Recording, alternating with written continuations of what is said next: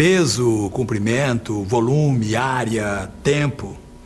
Na aula passada, nós conhecemos essas unidades de medida. Hoje, nós vamos ver como é que se faz para calcular o volume e a área das coisas.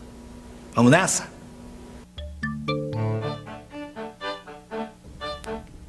Meus filhos, eu acho que chegou a hora de cada um de vocês ter a própria casa. Ser dono do próprio teto. Dar uma casa eu não posso dar, mas um terreno eu posso. Para fazer uma divisão justa, eu desenhei o terreno neste papel quadriculado e dividi em 4 partes iguais. Não sei não. Acho que saí prejudicada nessa divisão. Olha aqui o meu terreno. É muito menor que o do Abel. Eu acho essa divisão não tá certa, não. Eu também fiquei com um terreno menor. E agora, hein? Até o seu Etevaldo ficou na dúvida. Será que ele foi mesmo justo na divisão? Como a gente faz para saber? Só tem um jeito. A matemática vai ter que entrar na história. Me parece que a única maneira de tirar essa dúvida é a gente medir a área de cada terreno. Mas como é que o senhor vai medir a área de terrenos tão irregulares como estes? Ah, minha filha, é fácil. Como em toda medida, é preciso contar quantas unidades de área cabem em cada terreno. No nosso caso aqui, nós podemos considerar cada quadradinho da planta como uma unidade de área. E aí fica fácil. Olha o terreno do Abel. Ele tem 12 unidades de área. Os terrenos da Bia, do Cássio e da Diva têm a mesma coisa. É só contar os quadradinhos. O terreno da Bia tem 12 unidades de área. O do Cássio, a mesma coisa, 12 unidades. E agora o da Diva, 12. 12 também. Os terrenos de vocês têm formas diferentes, mas têm exatamente a mesma área. Tá certo, seu Etevaldo. O senhor mediu bem a área dos terrenos usando os quadradinhos. Mas será que quadradinho serve pra gente? Será que não existem outras unidades de medida de área? Medidas que a gente usa no dia a dia? Vamos pensar um pouco. Eu posso medir a área de qualquer figura geométrica. E tudo fica mais fácil se eu começar medindo a área de uma figura mais simples. Isso mesmo, simples como o quadrado. Ele tem todos os lados iguais. Se o lado do quadrado mede 1 metro, a área é de 1 metro quadrado. Se o seu lado tiver 1 quilômetro, então sua área será de 1 quilômetro quadrado. Se tiver 1 centímetro, a área será de 1 centímetro quadrado. O que a gente pode concluir disso tudo? Uma relação entre o lado e a área do quadrado. Como a gente viu na aula anterior, em 1 centímetro cabem exatamente 10 milímetros. E isso a própria régua pode nos mostrar. Mas e no caso da área? Quantos milímetros quadrados cabem em 1 centímetro quadrado? Observe este desenho de 1 centímetro quadrado. Se em cada centímetro tem 10 milímetros, então, para sabermos quantos milímetros quadrados temos aqui, basta multiplicar 10 milímetros vezes 10 milímetros, o que nos dá um número de 100 milímetros quadrados. Ou seja, em um quadrado de 1 centímetro quadrado, cabem 100 quadradinhos de 1 milímetro quadrado. Da mesma maneira que a gente calculou quantos milímetros quadrados cabem em 1 centímetro quadrado, também dá para a gente relacionar outras unidades de área. Veja aí a tabela. 1 metro quadrado é o mesmo que 100 centímetros vezes 100 centímetros. Assim, eu posso dizer que em 1 metro quadrado eu tenho 10.000 centímetros quadrados. Já em 1 quilômetro quadrado, eu posso dizer que eu tenho 1.000 metros vezes 1.000 metros, o que dá uma área de 1 milhão de metros quadrados. Será que, sabendo essas coisas, nós não podemos ajudar a família do Etevaldo a entender melhor o problema dos terrenos? Vamos ver.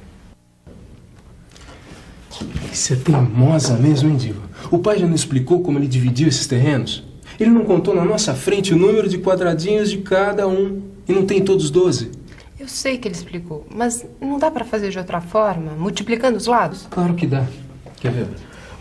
O meu terreno tem 3 unidades aqui e 4 aqui. 3 vezes 4 dá 12 unidades de área. O terreno da Bia, por exemplo, são 2 unidades aqui e 6 aqui. 2 vezes 6 também dá 12. Até aí tudo bem. E o meu terreno e o do Cássio? Olha a forma estranha que eles têm. Mas isso não é problema. Se a gente imaginar que os quadradinhos possam mudar de lugar, não vai ser nada difícil transformar esses terrenos em retângulos. Olha aí. Agora também dá para calcular a área deles fazendo a multiplicação. Tanto um terreno como outro tem 4 quadradinhos aqui e 3 aqui. 3 vezes 4 dá 12. Então quer dizer que a área de um retângulo é igual ao seu comprimento vezes a sua largura. Isso. Agora você entendeu. Muitas vezes as aparências enganam, principalmente nessa história de calcular a área de alguma coisa.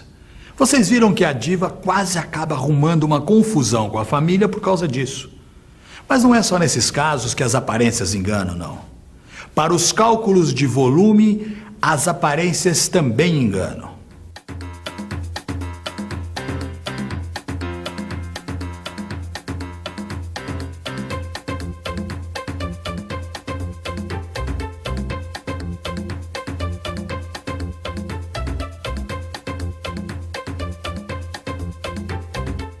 Nossa, eu tô com muita sede. Vou tomar água de coco neste copo aqui, que é bem maior. Não, peraí. Se você está com muita sede, é isso? Sim. Então não é melhor você ficar com um copo que cabe mais água de coco? Sim, e é esse aqui, não é? Pelo menos parece que ele cabe mais. Não tenho certeza disso não, hein? Acho que mesmo tendo formatos muito diferentes, a impressão que eu tenho é que nesses copos cabe a mesma quantidade. Você acha que mesmo esse sendo tão comprido e esse tão baixinho, boljudinho, cabe a mesma coisa? Uhum. Vamos fazer um teste? Vamos testar.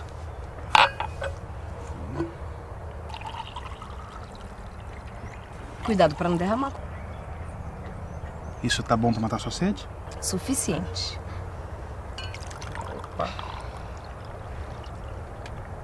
Ah, e aí? Tem ou não tem a mesma capacidade? Tem.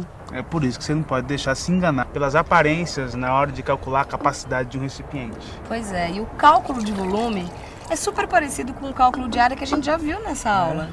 Eu diria, inclusive, que são estudos análogos. Estudos análogos? Análogo, semelhante, comparável, equivalente.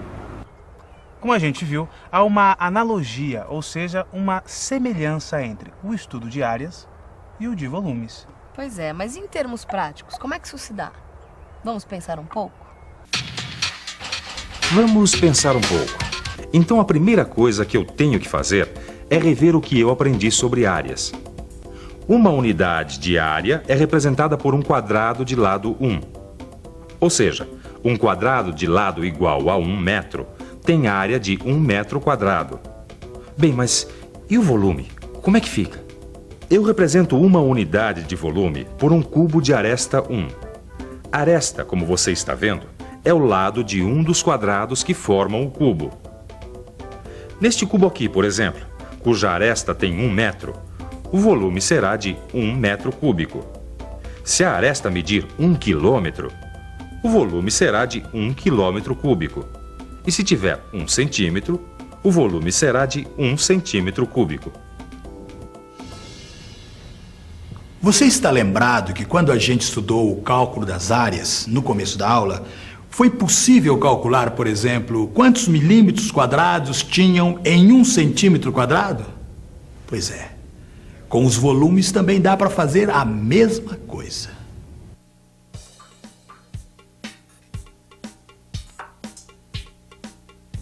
1 centímetro é igual a 10 milímetros.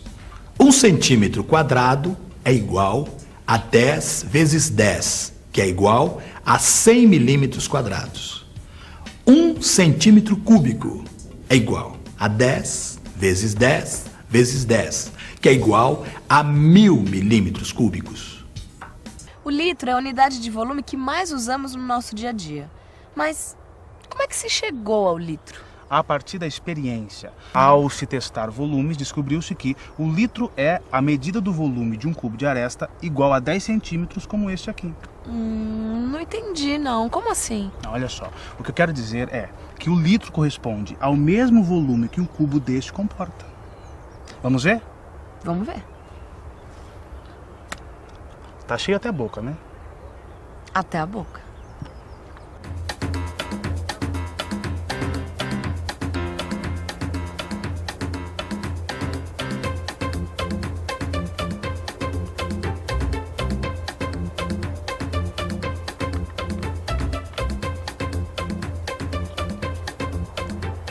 E não é que coube mesmo? Eu não falei pra você, olha só, o litro coube direitinho no cubo de aresta igual a 10 centímetros. Isso prova que o litro tem a mesma medida de volume de um cubo de aresta igual a 10 centímetros. Exatamente. Agora, vamos um pouco pra frente. Olha só, como nós vimos, há uma analogia entre o estudo do volume e o estudo de área. É verdade. Existe uma semelhança entre os estudos de volume e de área. Isso significa que o retângulo representa para o cálculo de área o que o paralelepípedo representa para o cálculo de volumes. Vamos ver um exemplo? Nesta caixa d'água cabem exatamente 4 vezes 3 cubos de 1 metro cúbico no seu piso. E aqui sobre estes cubos cabem mais 12. Vimos que podemos calcular o volume multiplicando o comprimento pela largura da base, como se estivéssemos medindo a área da base da caixa d'água e depois multiplicando o resultado pela altura da caixa para saber quantos cubos de 1 metro cúbico podemos empilhar sobre a primeira arrumação. Logo, o volume dessa caixa d'água é de 2 vezes 4 vezes 3, que é 24 metros cúbicos. O volume do paralelepípedo é igual à área da base vezes a altura. E atenção, se liga aí que é hora da revisão. Na aula de hoje, a gente estudou como calcular a área de algumas figuras, como o quadrado e o retângulo. Como você viu, também é possível transformar outras figuras através de cortes precisos em retângulos e daí calcular sua área. Você viu também que um terreno mais comprido pode ter a mesma área que um outro mais curto e mais largo. E conferiu ainda que o que acontece em áreas é análogo ou semelhante ao que acontece com volumes. Assim, um copo alto pode ter o mesmo volume que um outro mais baixo, porém mais largo. Ainda de modo análogo ao estudo das áreas, conhecemos o cubo unitário de 1 litro, de 1 metro cúbico e o volume do paralelepípedo. Nos nossos próximos encontros, a gente vai avançar ainda mais nesse assunto. Mas, por enquanto, é importante que você aprofunde seus conhecimentos sobre esses assuntos, praticando os exercícios desta aula que estão no livro, certo? Até a próxima!